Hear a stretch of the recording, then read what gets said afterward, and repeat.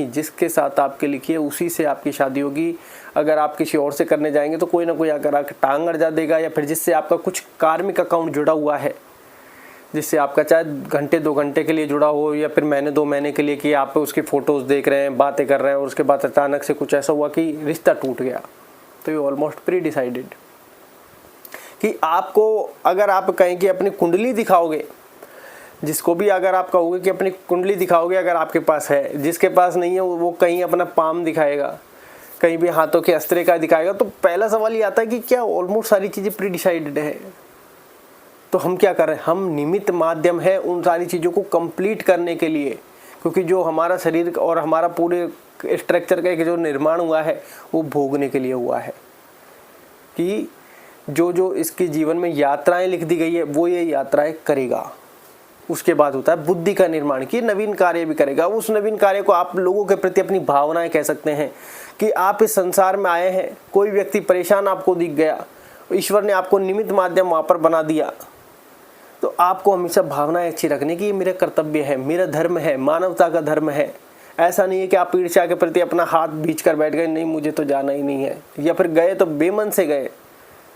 नहीं, जब आपको निमित्त माध्यम बना दिया गया है तो वहाँ पूरे मन से जाने का प्रयास करें,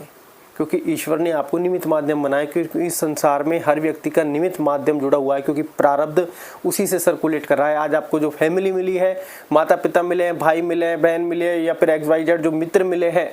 या रिश्तेदार मिले हैं, पड़ोसी मिले हैं, ये सब तुम्हारे प्रारब्ध हैं। बिना प्रारब्ध के कोई तुम्हारी लाइफ में नहीं आएगा। और जिसके साथ तुम्हारा अकाउंट जुड़ा हुआ है और जिसके साथ टूटना लिखा हुआ है, तय समय पर आएंगे और तय समय पर टूट जाएंगे। बस आपके जो मानसिक अवस्था है उसमें हलचलें बहुत ज़्यादा पैदा हो जाती है, क्योंकि मन हमारा सबसे बड़ा बैरी है। वो कहते हैं मन से बड़ा बैरी न कोई, पल पल रचता स्वांग नया है। ये पल पल में इतनी सारी चीज़ें क्रिएट करता है, कभी अच्छी कभी बुरी, कभी किसी के प्रति अट्रैक्शन करता है, कभी किसी से गिल्ट फील करवाता है,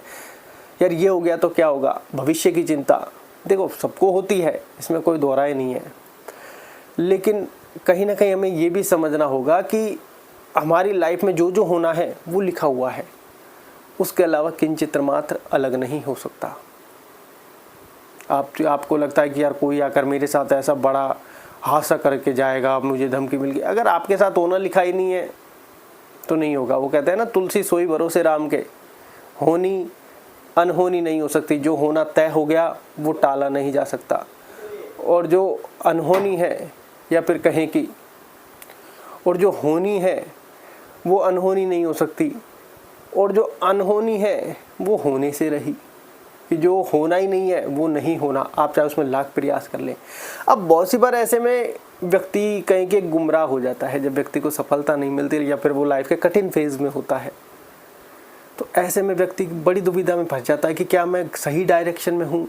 नहीं हूँ, ब्रेकअप हो गया, यूनिवर्स ने ऐसा क्यों किया, यूनिवर्स को जब ऐसा करना ही था तो मिलाया क्यों? क्योंकि आपका कार्मिक अकाउंट जुड़ा हुआ है, कहीं ना कहीं आपने पहले उसके साथ मिसबिहेव किया होगा। अब हमको लाइफ में बहुत सी बार ऐसा लगता है कि यार जब हमने ऐसा किया ही नहीं होगा, मतलब ऐसा किया भी होगा तो कहीं ना कहीं वो कर्म हमारा जुड़ा होगा, डेफिनेटली हमारा वो कर्म कहीं ना कहीं जुड़ा हुआ होता है, तो वो हमारी लाइफ में उतने समय के लिए आता है,